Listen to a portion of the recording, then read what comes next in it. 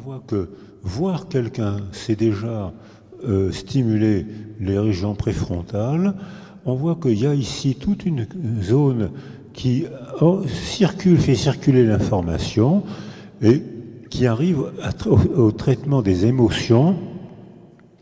Et on voit, c'est encore plus flagrant. Là, ça c'est une information que Pierre Bustani nous a montrée, mais le plus avancé, c'est David Cohen, qui a montré comment un enfant qui se développe dans un milieu appauvri a un cortex préfrontal qui diminue beaucoup, qui fonctionne beaucoup moins bien, et qui peut même arriver jusqu'à une atrophie, une pseudo-atrophie, et alors que l'une des fonctions du lobe préfrontal, c'est de freiner le circuit limbique et notamment de freiner l'amygdale rhinencéphalique dont le volume peut être augmenté jusqu'à 10. Donc, c'est vrai que ça c'est le travail. Bon, j'ai mis en bas quelques-uns de ceux qui ont travaillé là-dessus, mais le plus avancé, c'est David Cohen à la Pitié-Salpêtrière à Paris.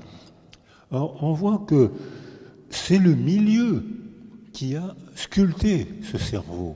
C'est pas une qualité cérébrale meilleure, c'est le milieu qui a sculpté le cerveau, c'est le milieu qui fait que les enfants élevés dans des conditions d'appauvrissement affectif, à cause du malheur de la mère, je le ressouligne comme ce matin, pas à cause de la mère, à cause du malheur de la mère, son histoire, son mari, la guerre, la précarité sociale. À ce moment-là, le milieu appauvri ne stimule pas le lobe préfrontal de l'enfant, libère l'amygdale rhinencéphalique, qui est le socle neurologique des émotions insupportables, d'angoisse, de colère, de rage, de désespoir, les émotions intenses, ce qui veut dire qu'un enfant ainsi sculpté par son milieu arrive à l'âge de la parole incapable de contrôler ses émotions.